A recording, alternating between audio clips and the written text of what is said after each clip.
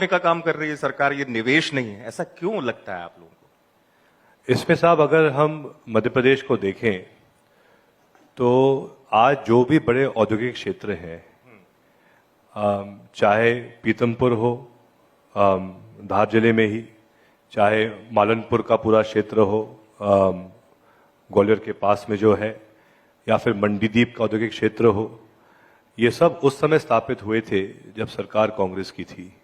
यही नहीं, आज भी जो बड़े पीएसयूज मध्य प्रदेश में हैं, चाहे एनएफएल गेल हो गुना जिले में, या फिर बीओएल रिफाइनरी हो बीना में, आप पूरा जो देवास का औद्योगिक क्षेत्र है वहां पर आप देखें, ये सब स्थापित हुए थे जब सरकार कांग्रेस की थी। और अगर हमें भविष्य के लिए और बेहतर वातावरण रखना है निवेश के लिए, उद्योग के लिए, तो ये बहुत जरूरी है कि पूरे प्रदेश में हम और जगह चिन्हित करें, एसईजेड चिन्हित करें, तो जहां निवेश आए। बता रहे थे कि इतना निवेश आ गया है और सब कर रहे हैं, फिर वो तो उन्होंने उल्लेख किया है एमओयूज के बारे में, जो एक अंडरस्टैंडिंग होती है। अब मैं इसमें इस बात पर भी थोड़ा कहना चाहता हूं कि 2003 और 16 के बीच में भी 5 इन्वेस्टर समिट हुए, जहां पर ये एक प्रश्न पूछा था रामनिवास रावत जी ने 2016 में, जिसमें उन्होंने पूछा था कि कितने अभी तक इन्वेस्टर समिट हुए हैं, कितने उसमें एमओयू साइन हुए हैं। तो उसमें उत्तर आया कि 2003 और 16 के बीच में लगभग 11 लाख करोड़ के एमओयू साइन हुए हैं।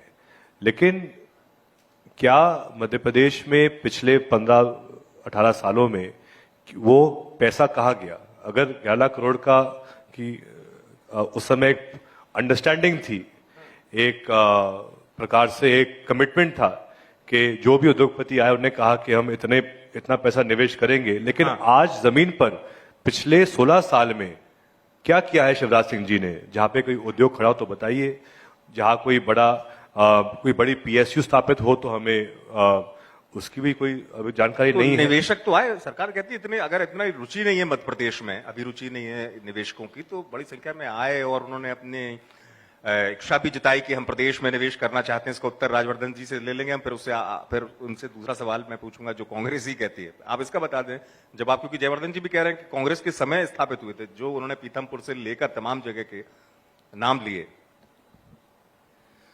दिया उन्होंने। इसमें जहां तक सवाल, जैसे माननीय मंत्री ने उल्लेख किया था ट्राइडेंट के बारे में, तो ट्राइडेंट स्थापित हुआ था 89-90 में। वो तो संयोग से लगभग उसके 14-15 साल बाद सीएम वहां से बन गए बुधनी से, लेकिन ट्राइडेंट तो बहुत पहले से वहां स्थापित है। जैसा मैंने कहा, आज भी जो भी निवेश आ रहा है मध्य प्रदेश में, वो आ रहा है पीतमपुर में, वो आ रहा है मंडीदीप में, वो आ रहा है उन क्षेत्रों में जिसकी शुरुआत कांग्रेस ने की थी। इसके आगे आप लोग ऐसा क्यों लगता है कि केवल करार, वो जो एमयू की बात हो रही है, बार बार आप लोग कहते हैं वो आंकड़े देते हैं, आप कहते हैं उन्होंने करार किया, केवल करार करके रह जाते हैं। नहीं, उसमें असली विकास तब होता है जब नए उद्योग स्थापित होते हैं। करार से क्या होने वाला है? वो तो एमयू साइन कर रहे हैं पिछले 18 साल से। वही मैंने पूछा। जी एग्जैक्टली, उन्होंने आंकड़ा दिया अपना, तो उस पर कांग्रेस पहले जयवर्धन जी से पूछ लूं, आप लोगों को क्यों लग रहा है बार बार कि ये निवेश जो है वो, अगर इसको सहज भाषा में हम कहें कि जमीनी स्तर पे नहीं क्रियान्वित हो रहा है? जी, क्योंकि जैसा मैंने कहा इससे पहले कि 2003 और 2016 के बीच में 11 लाख करोड़ के एमओयू साइन हुए थे। उस एमओयू के आधार पे कौन से बड़े प्लांट आए हैं पिछले 18 साल में? जी, जिससे कि देखिए 10 लाख करोड़ पैसा का निवेश आया है मध्य प्रदेश में। जी, ये मेरा प्रश्न है। उनका ये कहना है, जितना, यदि मैं सही हूं, आपने तो बिल्कुल स्पष्टता से पहले उत्तर दिया, दिख नहीं रहा है, मतलब यही सवाल था आपका कि दिख नहीं रहा है कि अगर आया है निवेश तो दिख क्यों नहीं रहा है? हाथ कंगन, जैसा मैंने कहा कि जो भी चर्चा हुई है वो हुई है करार के, मेमोरेंडम ऑफ अंडरस्टैंडिंग की, एमओयू की हुई है। वो निवेश नहीं है, वो सिर्फ एक डील है। लेकिन जब तक नए उद्योग जमीन पर स्थापित नहीं होंगे, जब तक ऐसे उद्योग स्थापित नहीं होंगे जिसके द्वारा हजारों लाखों युवाओं को रोजगार नहीं मिलेगा, तब तक हम कैसे भरोसा करें? मूल बात यही है। मैंने तथ्य के साथ कांग्रेस के कार्यकाल में जो बड़े बड़े उद्योग हैं, पीएसयूज हैं, उनके नाम दिए।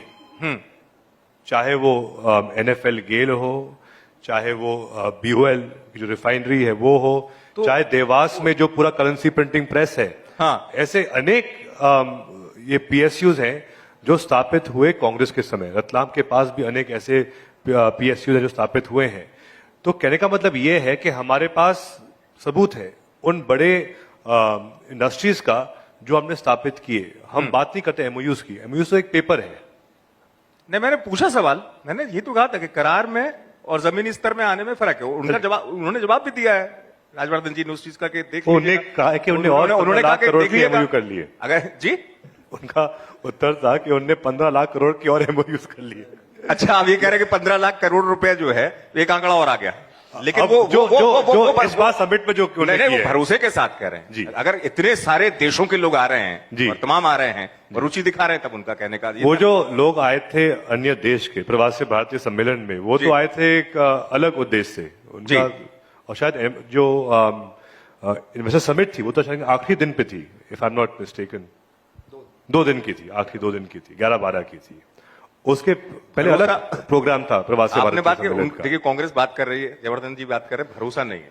ये भरोसा कैसे कायम हो? अरे बहुत भरोसा है, हमारे छोटे भाई हैं, आजीवन रहेगा, पहले भी था, आगे भी रहेगा। हम दोनों का भरोसा कभी कम नहीं होने वाला। आप तो छोटे भाई को छोड़ के आ गए कांग्रेस में। अरे नहीं, हमारे साथ है, हाथ में हाथ है। अच्छा। हमारे पिताजी का लक्ष्मण सिंह जी के हाथ में था, हमारा इनके हाथ में। सब ठीक है। मैं आपको, ठीक है, ठीक रहेगा, ऑल इज वेल। तो मैं आपको बताना चाहता चाहे वो अब माननीय मंत्री अलग पार्टी में है और इनका अधिकार है इनका पक्ष रखना, और हम भी अपना पक्ष रख रहे हैं। मैं तो इसमें एक ही बात कहूंगा अंत में, जब कमलनाथ जी मुख्यमंत्री थे तो 2019 में शुरुआत में कुछ इंडस्ट्रीज के लोग, कुछ लोग आए थे उनसे मिलने के लिए, और उन्होंने कहा कि साहब, हमने पिछले 15 साल में बहुत सारे हमने इन्वेस्टर समिट देखे, इंदौर में बहुत बड़ी हॉल में बहुत ज्यादा खर्चे के साथ प्रोग्राम होता है, सभी उद्योगपति आते हैं, MOU साइन हो जाते हैं, अधिकारी जो होते हैं वो कहते हैं साहब आप आइए, हम आपको पूरा जमीन भी देंगे, अलग अलग सब्सिडीज देंगे, आप तो निवेश करिए। हम स्वीकार भी कर लेते हैं, फिर हमारा आदमी आता भी है, और भोपाल में सब लोग बहुत सपोर्टिव होते हैं। लेकिन फिर जहां पर निवेश करना है वहां पर कोई पटवारी होता है, वो वहां हमको बहुत दिक्कत देता है। कहने का मतलब ये है कि ऊपर तो सचिव में मैं राजधानी में सब बातें हो जाए, सबके सामने आमंत्रित कर रहा हूँ। 10 फरवरी को बदनावर आइए इन्वेस्टर मीट में। मुझे 11 तारीख को मिले थे, उसका भूमि पूजन हम 10 तारीख को कर रहे हैं। यही दिक्कत आती 4 है। से 12 हजार का रोजगार देगा, 250 करोड़ का इन्वेस्टमेंट। हमारे यहाँ भी जगह है रावगढ़ में, और बता दूंगा, AKBM की लगभग 300 एक आपके रावगढ़ में भेज देंगे, आप हम साथ में भूमि पूजन करेंगे। सबके सामने आज मंत्री जी ने कह दिया है कि अब अगला इन्वेस्टमेंट रावगढ़ में हो जाएगा। आपका बहुत बहुत आभार। चलिए, अब आप दोनों का आभार मैं